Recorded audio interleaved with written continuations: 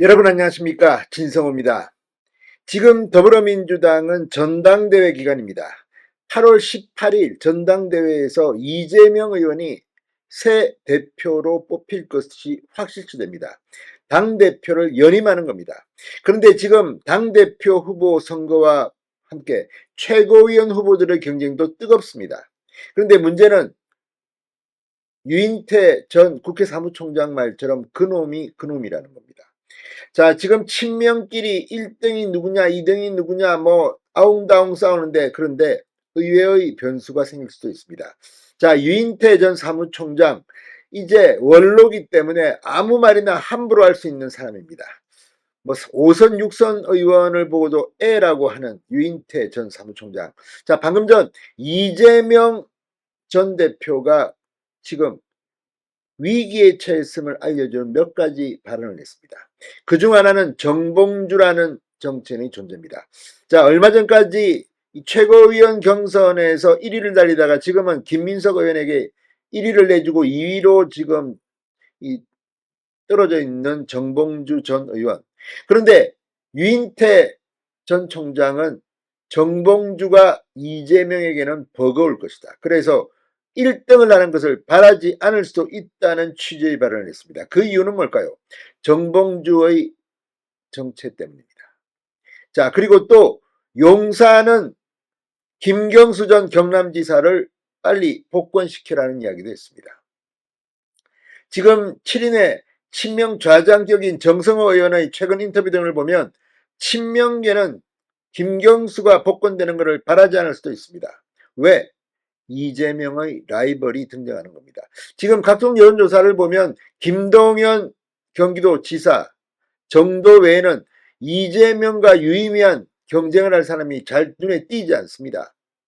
자, 그렇다면 지금 뭐 임종석도 박용진도 다 공천도 못 받고 지금 조용히 사라지고 있는 순간인데 김경수가 뛰어나면 어떻게 될까요?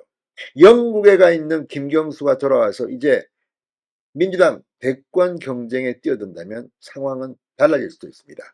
자, 유인태 전 사무총장의 이 발언들, 민주당 전당대회 최고위원 선거와 김경수의 복권 문제, 어쩌면 이재명이 가장 기분 나빠할 이슈일지도 모릅니다. 그러나 또박또박 말합니다. 특히 정봉주 만약 최고위원회의에 이제 들어오게 되면 이재명에게 의외로 굉장히 힘든 파트너일 수가 있습니다.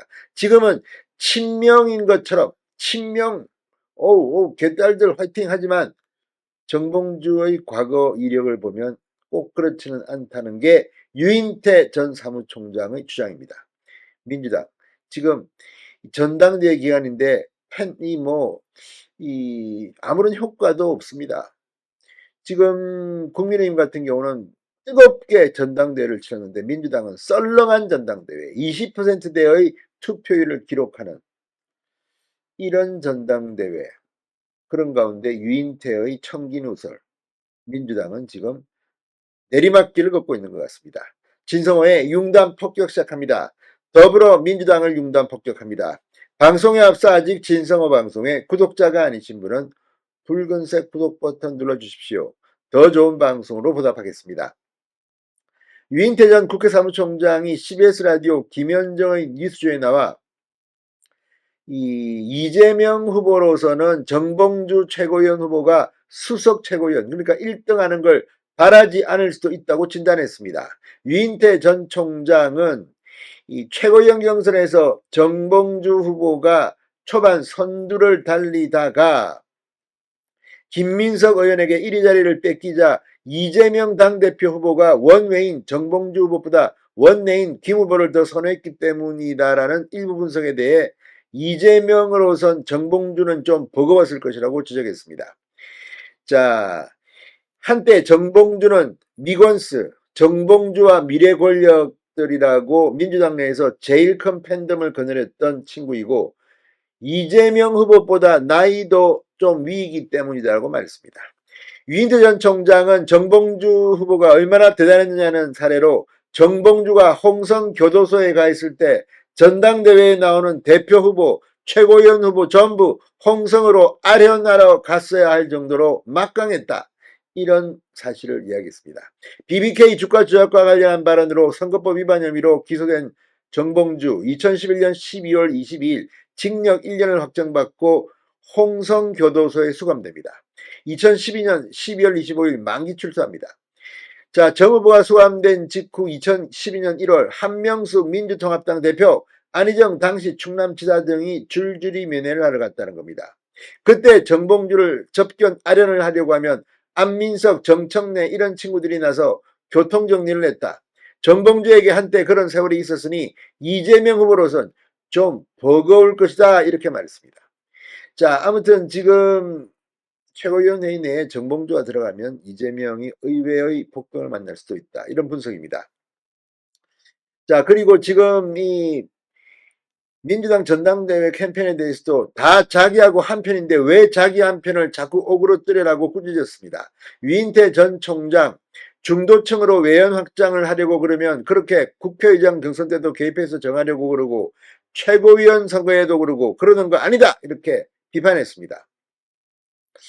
자, 이번에도 최고위원들 자기들 다 힘껏 뛰게 자유경쟁의 판을 만들어주지 뭘 자꾸 그렇게 개입을 하는 게 그게 확장의 길이 아니지 않느냐고 힐난했습니다. 김민석 의원을 이재명 후보가 뭐 유튜브 방송을 같이 하면서 밀어줬다, 이런 데 대한 비판으로 보입니다. 자, 최고위원이 되냐 안 되냐는 몰라도 되면 그거 안 나, 그거 안 나, 저기 안 나. 그러니까 먼저 마이크 잡느냐 뒤에 잡느냐, 수석이냐 차석이냐, 이걸 가지고 하는 것. 그놈이 그놈이지라고 독서를 퍼붓기도 했습니다. 자, 유인태의 이 지적들. 지금 유인태 전 총장은 이 용산을 향해서는 김경수 전 경남지사를 복권시켜 주라고 충고하고 있습니다.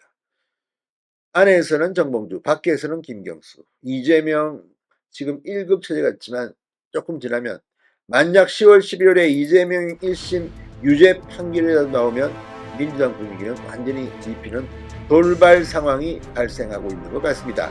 진성호의 융단 폭격이었습니다. 여러분 감사합니다.